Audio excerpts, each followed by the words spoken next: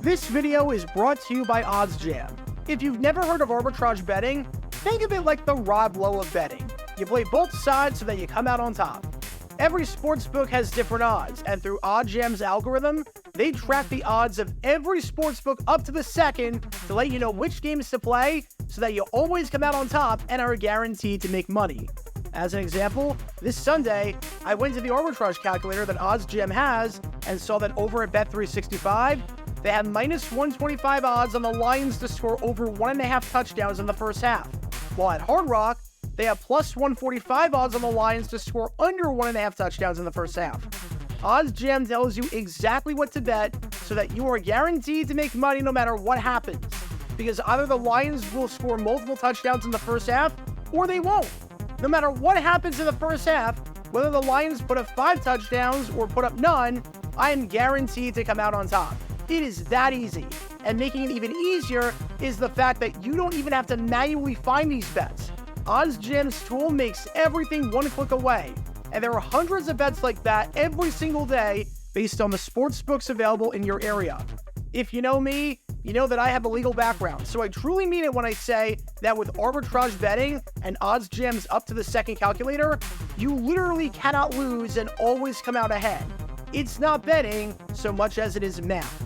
If you sign up now using my promo code JG9, not only do you get a 7-day free trial, and not only does it help the channel out a lot, but you get 25% off your first month. Link in the description down below. So sign up for OddsJam today, or the odds will be in your favor. September 12th, 2024. It's week 2 of the NFL season, and we've got a big game on our hands down in Miami on Thursday Night Football, as we've got a battle between two bitter rivals in the AFC East, with the Buffalo Bills taking on the Miami Dolphins. Not only is this a big game because the winner goes to 2-0 and takes sole possession for the moment of first place in the division with the tiebreaker at hand, but it's a big game for Miami in particular because this is a chance for them to get revenge on the team that knocked them out of the division hunt last year. It seemed like a lot that the Dolphins were going to win the AFC East in 2023 for the first time since 2008. Then, on the final week of the season, the Bills stole it from Miami on Sunday Night Football. Buffalo seems to be the team that Miami cannot clear and cannot get over the hump of. So a win here will go a long way into proving that this Dolphin team was legit.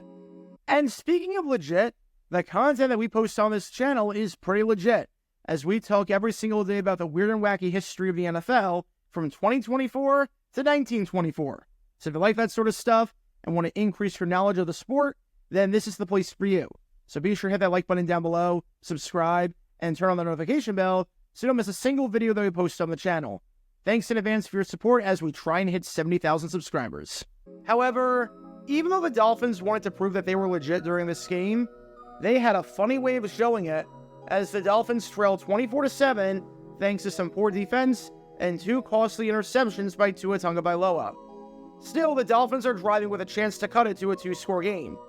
A field goal is fine, I guess, but you really want to be able to find the end zone if at all possible. And after 2nd and 3 with a pass falling incomplete, you've got 3rd and 3 with 8 seconds left and the ball at the 16-yard line. Alright, one play to the end zone before the half, or to the goal line out of bounds to then set up a possible attempt to go for it. You're in a pretty decent spot. If you're this man right here, head coach Mike McDaniel, you've got plenty of time to call a 3rd down play and get 7 and get some momentum before the halftime break. And if it fails, you can always just kick the field goal on 4th. So I'm sure McDaniel has something drawn up for the moment. Let's see what brilliant play he has in his playbook. Kick the 52-yarder. This is a chip shot for him. 34 yards. You're kicking the field goal? You're kicking the field goal this early? But why? What purpose is there to kicking the field goal?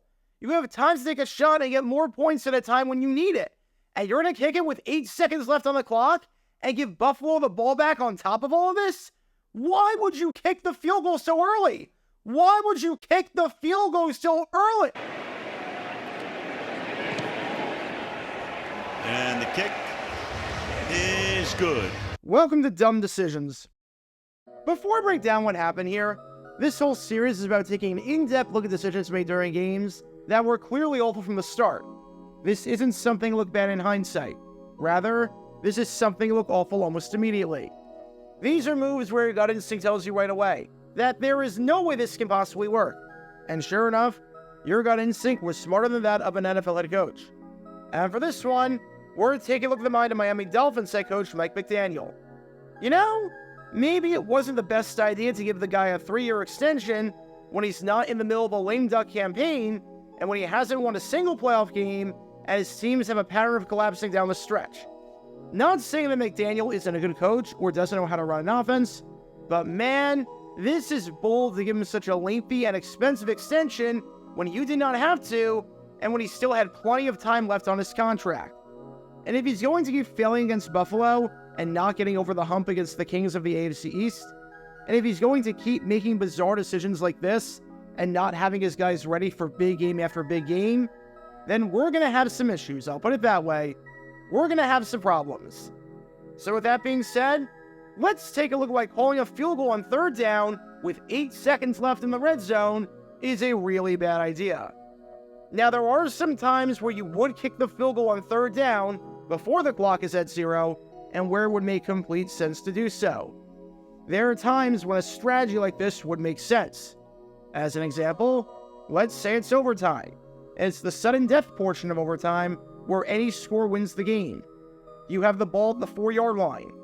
If a field goal and a touchdown are going to result in the same exact scenario of you winning the game, then it'd be kind of stupid to not kick the field goal there, just in case there's a bad snap or a bad hold, so that you can try again on 4th down and can just eat the play without too much risk. So let's make that very clear. I am not inherently against kicking a field goal with time left on the clock on 3rd down. This, however, this made no sense, because it can't use the logic of eating the play or wanting a second chance if things went haywire. With 8 seconds left, you had no timeouts, so if there was a bad snap or a bad hold, that was it. You weren't going to be able to get another snap off before the end of the half. With 8 seconds left, you also have no receivers in the area on a field goal, meaning that if the holder chucks it into the dirt or just throws it up there, either the throw won't land until there's no time left on the clock, or the holder will be called for intentional grounding, which carries a 10-second runoff. So that's the end of the half. So that excuse goes out the window. To anyone who says to try the field goal on 3rd down because the goal of the drive is to cut it to a 2-score game before the half, and you want to have 2 tries at a field goal instead of 1, that's not how this works. Not in this situation. Whether you kicked it on 3rd down or kicked it on 4th down, you are only going to have 1 play for all the marbles. Which means that you did this because you didn't trust your quarterback. Plain and simple, you called this play because you didn't trust that your quarterback would do the right thing and thought that he might throw this pass in the field of play, or thought that he would take a sack, or thought that there would be intentional grounding potentially. This meant that you had no faith in your $212 million quarterback, but you just signed a few months ago to an extension worth upwards of $53 million per year, mind you, to do the right thing. What did you honestly have to lose by taking a shot to the end zone? 8 seconds is plenty of time to get a playoff.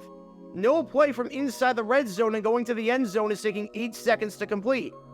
Barring something insanely stupid, you're going to be lining up for a chance on 4th down if this doesn't work. With 5 seconds? Yeah, I get lining up for the field goal there. Even 6 seconds, I can live with it. But 8? With that much time? 8 seconds? That's insane. Especially because if things go haywire, you can always just have a running back next to 2 in pass protection that you can chuck the ball at his feet to avoid grounding. Or you can throw it out of the back of the end zone, since this doesn't constitute a grounding penalty. And do you want to know how I know that 8 seconds is plenty of time in that spot? Because I looked at every single passing play with the following criteria from the 2022 and the 2023 season, as in, since McDaniel took over the head coaching job in Miami. Exactly 8 seconds left on the clock at the end of the first half, and the team is in the red zone. This is one of those spots where you have time for 1 play, and then you've got to kick. There were quite a few of them, even though that's an awfully specific scenario. You're watching a compilation of some of those plays right now. And do you want to know what's never happened in any of those scenarios? No matter how bad or how inexperienced the quarterback was, you want to know what never happened? That's right, the clock running out because the passing play took 8 seconds. Somehow, this never seemed to happen. I know, shocking, right? Heck, you even saw the Bills 2 years ago with 8 seconds left in the first half try a passing play and have it go for a touchdown despite having no timeouts left. No matter who the quarterback was, whether it was a good quarterback or someone bad like Will Levis or Sam Howell or Zach Wilson, every single time, the play either went for a touchdown or didn't take 8 seconds to the point where they couldn't line up for the field goal. So to not have faith in your $212 million quarterback to do that in a game where you're trailing by 17 and need to score as many points as possible to cut into the deficit? Well, it just doesn't seem to make a ton of sense to me. You were worried about a scenario that was basically non-existent and you bypassed 4 extra points to go for it. It's like going to school and when all your friends are outside playing at recess, you're inside just sitting alone because you're worried that a sea bear is going to attack, even though there have been 0 sea bear attacks at school. It reeks of cowardice and incompetence on the part of Miami's coaching staff in so many ways. But here's the other thing. If you don't trust your quarterback in this spot, again, I'm not sure why, but that's one thing. But if that's the case, why not call a passing play on 3rd down that will kill the clock that was never designed to work? Why even give the ball back to Buffalo when you don't have to? We know the down means nothing because you're not going to have a second chance at a field goal if it goes haywire. So again, that's not a valid excuse. If you didn't want to try to score a touchdown here, why not have a play where Tua just gets the ball and rolls out and then throws it away, whether it's out of bounds when he's outside the pocket or out of the back of the end zone, and kill 4 seconds that way so that the field goal by Jason Sanders can be the final play of the first half and Buffalo can't touch the ball again. It's like what happened with James Franklin at Penn State in their win on Saturday in college football over Bowling Green, where Franklin badly mismanaged the clock, which you can learn more about by clicking the card in the upper right corner. Yes, in all likelihood, the Bills wouldn't do anything with the football if they got it back. But why did they take that chance? Why? Maybe Jason Sanders kicks the ball out of bounds and Buffalo gets it at the 40 and Josh Allen can try a Hail Mary. Maybe the kick does not go out of the back of the end zone and Buffalo is able to get a good return out of it and score. Heck, they came close to scoring last week against Arizona, and knowing the situation, you knew that if they had a chance of returning it with nothing to lose, especially under these rules, that they were going to do so. Maybe Buffalo tries calling a play at the end of the first half and gets super aggressive and it goes for a touchdown. Maybe on the kickoff, one of your players gets injured on the play that never should have happened in the first place. Again, these scenarios don't have a high probability of happening, but why even chance it? In one scenario, by just throwing the ball out of bounds on 3rd down, your kick by Sanders will be the final play of the half, and Buffalo can't possibly score. In the other scenario, by kicking straight away on 3rd down, your kick by Sanders will not be the final play of the half, and Buffalo can score. By all logic, this decision by Mike McDaniel made no sense.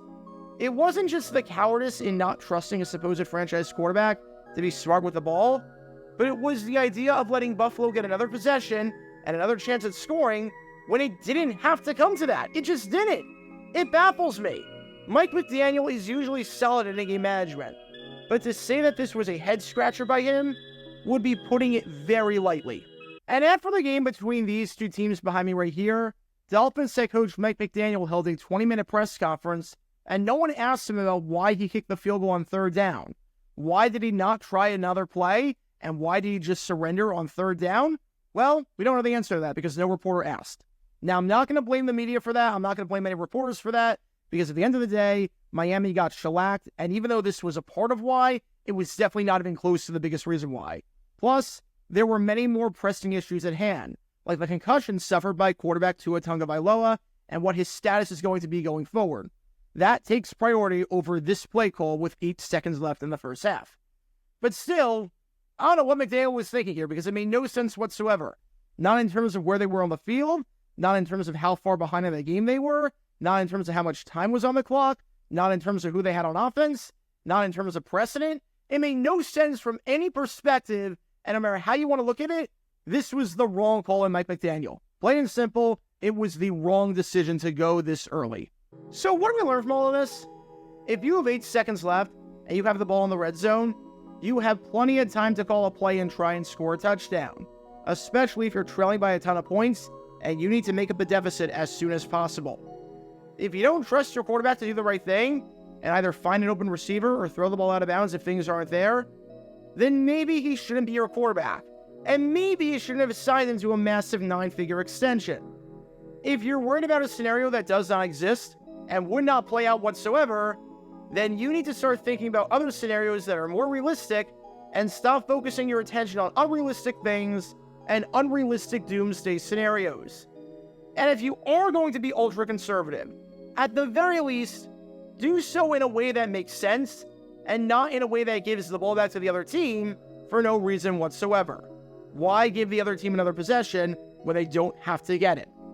Because when all these elements are in play, you can't exactly be surprised when this play backfires. Talk about a dumb decision.